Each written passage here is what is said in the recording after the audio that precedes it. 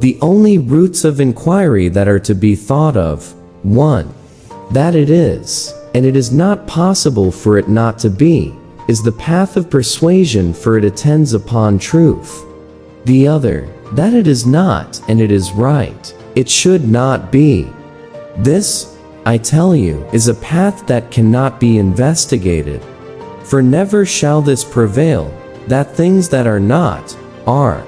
What is ungenerated and imperishable, whole, single-limbed, steadfast, and complete.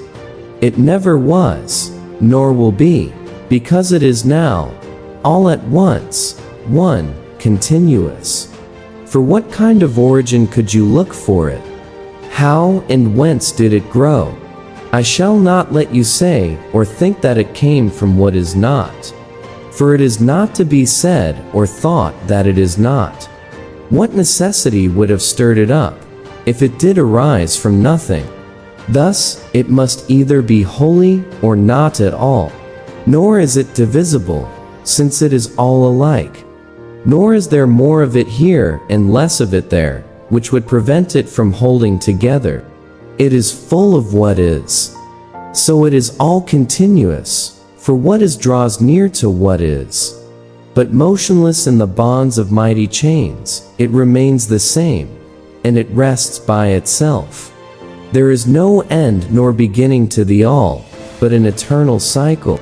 For to be one, and to be continuous and indivisible, it must be alike in all ways. There is the same thing to think and to be. The thought and the being are the same. For without being, in which it is expressed, you will not find thought. It is necessary to speak and to think. What is? For being is, but nothing is not. Thinking and the thought that it is are the same. For you cannot know what is not, that is impossible, nor utter it. For thought and being are the same. It is the same thing that can be thought and that can be. For it is the same thing that can be thought and can be. For there are no things that are not, hence no need to find out what is not. It is necessary to say and think that being is.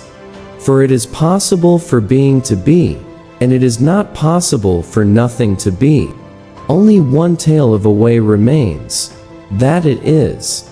The way of truth is one. Nothing comes from nothing.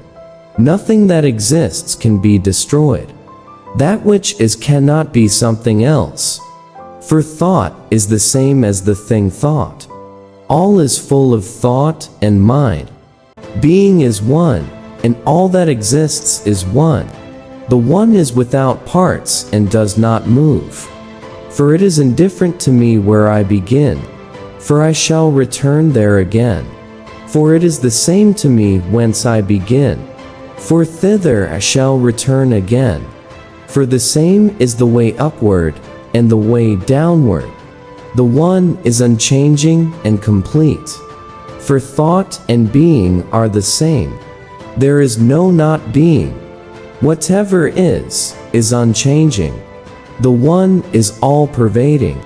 For the same is the thinking and the being. There is no second to what is. There is no void. The one is continuous. Whatever is whole. For nothing is that is not. There is no other but the one. Nothing changes. All is one.